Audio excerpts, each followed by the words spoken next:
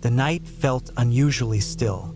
I lay in my sleeping bag, shivering, not only from the chill but also from a creeping sense of uneasiness.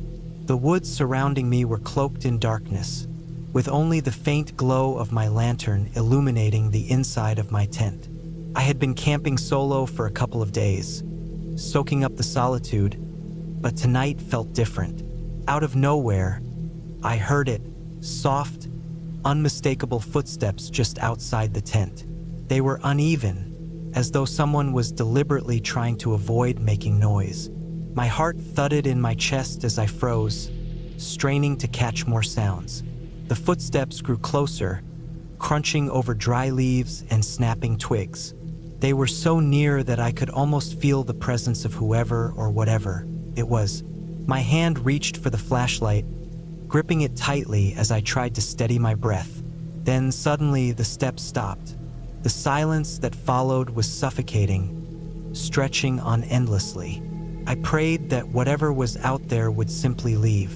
But then the footsteps resumed, circling my tent, as if inspecting it. A cold sweat ran down my back as I fought to keep myself from trembling. Just as I thought I couldn't take it any longer, the steps began to fade, retreating into the distance. I stayed frozen in place, too terrified to move, until I was certain the sound had completely vanished. With trembling hands, I unzipped the tent slightly and peered outside. The forest appeared calm, the stillness returned, yet something about the atmosphere felt wrong. Stepping cautiously out of the tent, I swept the beam of my flashlight around. There was no sign of anyone or anything out of place. The only clues left behind were a few scattered leaves and a snapped branch close to my campsite. I searched the area but found nothing that could explain the footsteps. It didn't take long for me to decide I needed to leave. As I drove away, I couldn't shake the lingering sense of dread. The sound of those footsteps remained vivid in my mind, and though there was no solid evidence, it was clear that someone or something had been watching me. As I glanced in the rearview mirror, a chilling thought struck me. I hadn't seen anyone, but what if whoever had been out there was still hidden, silently observing, waiting for the right moment to come closer? The feeling that I was being followed clung to me as I sped away. My eyes darted toward the shadowy forest, half expecting to see a pair of eyes staring back from the darkness.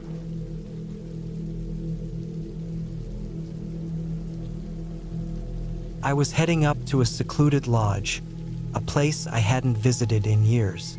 My aunt had left it to me in her will, and after everything I'd been through lately, it felt like the perfect retreat to recharge. The winding road cut through thick forests, and by the time I arrived, the sun was dipping below the horizon. The lodge looked weathered and neglected, surrounded by towering trees far from civilization. I unlocked the door and stepped inside. The air was musty, and the old wooden floor groaned under my weight. I flipped the light switch, but the dim bulbs barely illuminated the room, casting long, eerie shadows. Dust covered the furniture, and grime coated the windows, clear signs that the place had been untouched for a long while. I decided to light a fire in the stone hearth and settled into a battered armchair with a book. The flames crackled, and for the first time in weeks, I felt a sense of calm. The stillness of the woods outside was soothing, like a gentle lullaby. The only sounds were the occasional rustling leaves and the pop of the burning logs. But as the evening wore on, something felt off. The silence outside became unnervingly deep, almost oppressive. Every creak of the lodge seemed amplified, and every gust of wind outside seemed to carry faint murmurs. I brushed off the unease, attributing it to my nerves, and decided to head upstairs to bed. The staircase was narrow, and the aging wood protested under each step. It was noticeably colder upstairs, and the darkness seemed heavier, almost tangible. I hesitated at the bedroom door before pushing it open. The room felt strange, not just because of the dusty sheets or the cold air, but as if I wasn't truly alone. I dismissed the feeling as my imagination, spurred by too many spooky stories and the isolation of the woods. I lay down on the bed, staring at the ceiling, every small sound making my pulse quicken. At one point, I thought I heard faint footsteps, distant and muffled, as if they came from within the walls or far away. I tried to stay logical, reminding myself that old houses made noises. But then I heard it, a deliberate, measured creaking sound, like footsteps ascending the stairs. My breath caught, and I strained to hear. The noise grew louder, nearing my door. Frozen in place, my heart pounded so hard it hurt. I stared at the door, expecting it to burst open at any moment, but it stayed shut. The creaking stopped abruptly, leaving only a heavy, stifling silence in its wake. I didn't sleep at all that night. As soon as the first light of dawn broke, I grabbed my keys and bolted from the lodge, leaving everything behind. The trees cast long shadows as I drove away, but I couldn't shake the sensation that I was being watched, that whatever was in that lodge was still there, observing. I didn't stop until I reached a small town. I pulled into a gas station and just sat there, trying to compose myself. The rational part of me insisted there had to be a simple explanation. Maybe the house was just old and creaky, or maybe my imagination had run wild from exhaustion. But the relief I felt was undeniable. I was out of the woods, far from that place and whatever had been there. In the following days, I tried to move on and bury the memory, but the unease lingered. I threw myself back into work, into normal routines, but a nagging feeling stayed with me. I could still hear the faint creaking in the silence of the night, the sound of deliberate footsteps that seemed to draw closer and closer. Eventually, I decided to sell the lodge.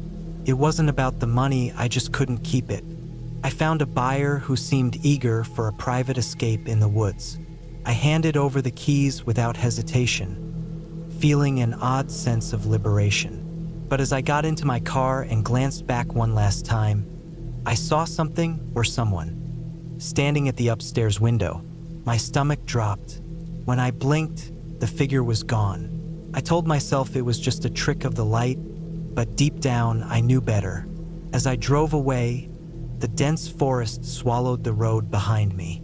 I couldn't shake the feeling that I'd left something unresolved, that whatever was in that lodge wasn't finished with me. And on quiet nights, when the wind whispers through the trees, I swear I still hear the slow, deliberate sound of footsteps on those stairs, steadily drawing closer.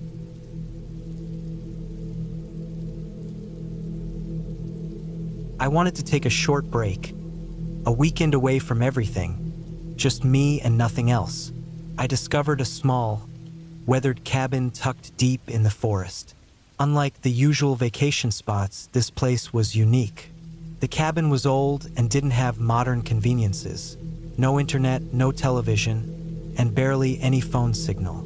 But that's exactly what I needed, a complete escape. The drive to the cabin was calming, with the trees growing taller and denser the closer I got. When I finally arrived, the place seemed even more remote than I'd imagined. The cabin's wooden exterior showed its age, with vines curling up the sides, and the thick forest around it allowed only thin rays of sunlight to filter through. I unpacked my bags and took a look inside. It was simple but cozy: a tiny kitchen, a living area with a fireplace, and a single bedroom with an old bed that creaked when I touched it. The silence was almost overwhelming. Apart from the occasional rustling of leaves or a distant bird's call, everything was still. Later, I decided to explore the woods nearby. A narrow path led deeper into the trees, and I followed it. As I wandered, I had the strange feeling of being watched. I brushed it off, thinking it was just my imagination reacting to the unfamiliar surroundings. When the sun began to set, I returned to the cabin, lit a fire, and settled in for the night. That evening, I sat by the fireplace with a book, but an uneasy feeling nagged at me. The cabin groaned and creaked with the wind, and every little noise made me jump. At one point, I thought I heard faint footsteps outside. I peeked out the window but saw nothing but shadows. I tried to convince myself it was probably a deer or some other forest creature. Eventually, I forced myself to go to bed. But in the middle of the night, I woke abruptly, my heart pounding for no apparent reason. The room was pitch black, the fire long extinguished. I lay still, straining to hear anything, and then I caught it. A soft, deliberate knock at the door. It wasn't loud, but it sent chills through me. I froze, barely breathing, hoping it was just a trick of my mind. But then it came again, 3 slow, steady knocks. My thoughts raced. Who could be out here at this hour? A lost traveler? Someone in trouble? But it didn't add up.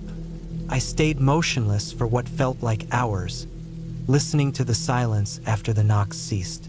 I didn't sleep at all. When the first light of dawn broke, I finally felt some relief. In the daylight, the cabin seemed less intimidating, but I had already decided to leave. As I packed my things, I noticed something unsettling. The cabin door had faint scratches near the lock, as though someone had tried to force it open. My stomach sank. The knocking wasn't my imagination, nor was it an innocent passerby. Something or someone had been trying to get in. I threw my belongings into the car and drove away as fast as I could. My heart pounded the entire time, and I kept glancing in the rearview mirror, half expecting to see something following me. But there was nothing, just the trees fading behind me as I put distance between myself and that eerie cabin. When I returned to the city, surrounded by bustling streets and familiar faces, the experience felt surreal, like a bad dream. I never shared what happened, convincing myself it was just paranoia. But deep down, I knew better. Something real was out there in those woods. Even now, when I'm alone at night, I sometimes think about that cabin. I wonder what might have happened if I'd opened the door. The thought still keeps me awake, and every now and then, in the silence, I imagine I can hear those same 3 slow knocks.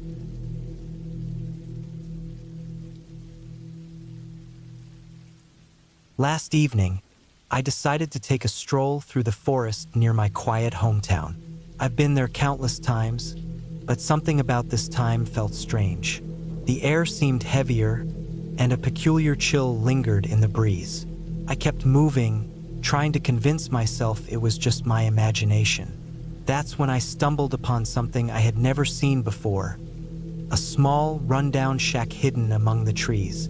It looked ancient, as if it had been forgotten for decades. The wood was decayed, the windows shattered, and the door hung loosely from its hinges. As I got closer, a horrible stench hit me, like something had been dead inside for a long time. I don't know why I stayed, but something in me felt compelled to investigate further. I stepped closer, and that's when I heard it. A strange shuffling sound coming from inside the shack. It sounded like something moving around in there. My blood ran cold and I froze in place. Before I could even think of running, I saw it. Something crawled out of the doorway. It wasn't fully human, but it wasn't quite an animal either. Its posture was hunched, its skin pale and stretched tightly over its bones, and its eyes seemed to glow faintly in the darkness. The stench coming from it was unbearable, like decaying flesh. My heart was pounding as I slowly backed away, trying to stay quiet. But it saw me. The creature let out a low growl, baring sharp teeth, and began moving toward me. I didn't wait to see what it would do. I turned and ran as fast as I could. I could hear its footsteps thudding behind me, its heavy breathing almost right at my neck. I didn't dare look back. I pushed through branches and bushes, not caring about the scratches. Somehow, I made it out of the forest, breathless and terrified. I didn't stop running until I was safely back in my room. The following day, I couldn't stop thinking about that shack. It felt like a nightmare I couldn't shake.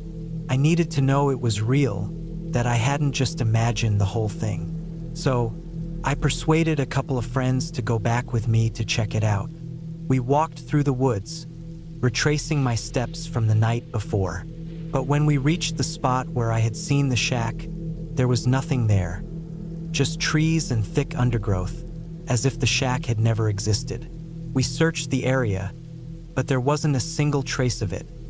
No broken wood, no foul odor, nothing. My friends laughed, teasing me about having a wild imagination or dreaming it all up. But I know what I saw. That shack was real, and so was the creature.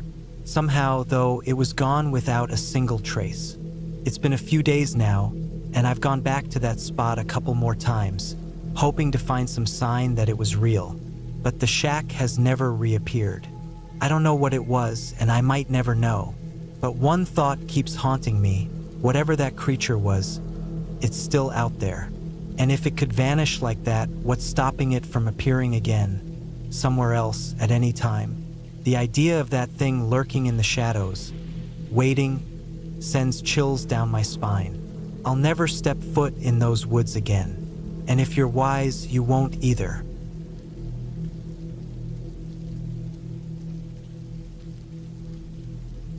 We were all excited about our weekend getaway. The vehicle, a converted old school bus we had turned into a camper, was packed with everything we might need. Our plan was to set up camp deep in the forest, far from any sign of civilization. It was a chilly, calm evening when we finally stumbled upon an ideal clearing to park the camper. We lit a small fire, made some dinner, and sat around swapping stories as the woods around us grew darker with the approaching night. The forest was eerily quiet, too quiet. Every little sound seemed amplified. The crackling fire, the rustling leaves stirred by the breeze. We joked about how spooky it felt, but deep down I think we all felt a little uneasy. The tall trees threw long, looming shadows, and the moonlight barely trickled through the dense canopy overhead. That's when we heard it, a distant howling. At first, we brushed it off, reminding ourselves that we were in the wild. But the howling grew louder, and soon the sound of rustling bushes around us was unmistakable. The realization hit us like a wave. We were surrounded. A pack of coyotes had circled our campsite. Their glowing eyes peered out from the darkness, just beyond the firelight's reach. We quickly extinguished the fire and scrambled into the camper, slamming the doors shut behind us. The coyotes were close now, their growls and snarls filling the air. We could hear them scratching at the sides of the camper, their teeth scraping against the metal exterior. My heart raced as I jumped into the driver's seat and started the engine. Without a second thought, we sped off, leaving the predators behind. As we drove further away, the fear started to fade. We felt safe within the sturdy walls of the camper. But as the adrenaline wore off, a chilling thought crept into my mind. What if we hadn't had the camper? If we'd been staying in a tent instead? There would have been no barrier to protect us, no vehicle to escape in. A flimsy tent would have been no match for those coyotes, and we would have had nowhere to go. The idea of being trapped in the middle of the forest, surrounded by those hungry eyes, sent shivers down my spine. We were fortunate that night. The camper saved us, and we got away unharmed. But that thought has haunted me ever since. How close we came to something far worse. Out there in the wilderness, we were just another part of the food chain. Nature doesn't care who you are or how ready you think you are. It can shift against you in an instant. We'll be more cautious next time. But the truth is, you never really know what's lurking out there. That night could have ended much differently, and the thought of what might have been lingers with me. The forest is untamed, and sometimes, just sometimes, you don't get the chance to leave.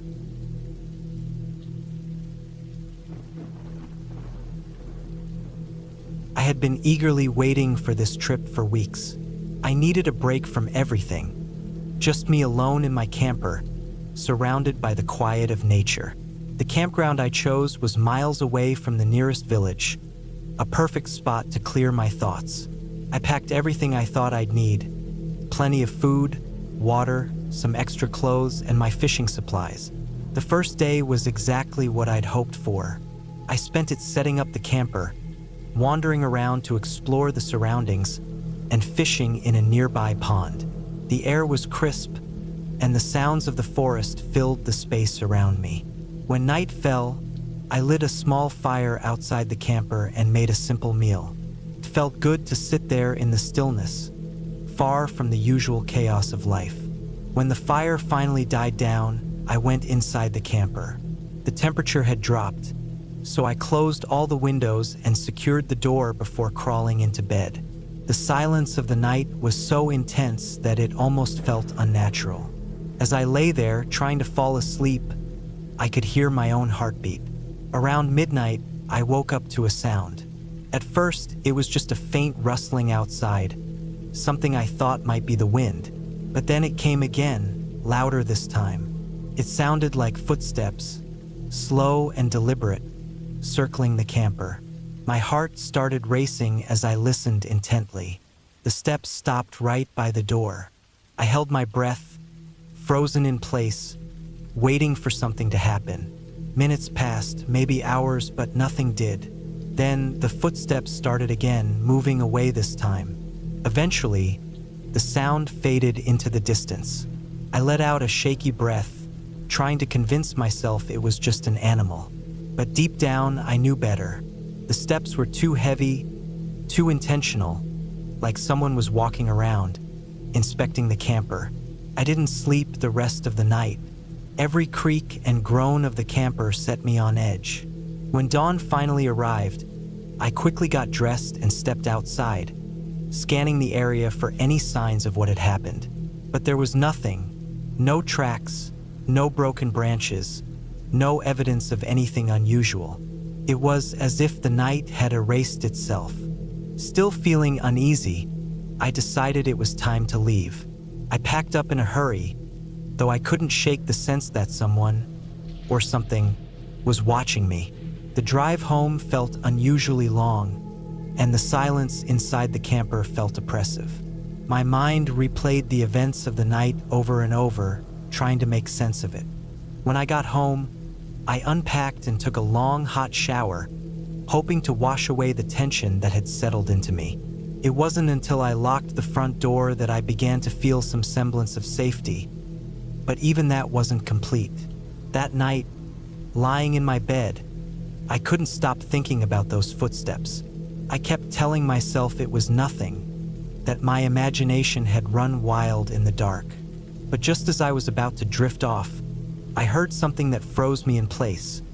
A faint creak, like the sound of someone stepping on the wooden floor. It was so soft that it was almost imperceptible, but it was there. My pulse quickened as I lay perfectly still, straining to listen. The sound didn't come again. I tried to convince myself it was nothing, just the house settling. But deep down, I knew better. A chill ran through me as I realized that whatever had been out there in the woods might have followed me back.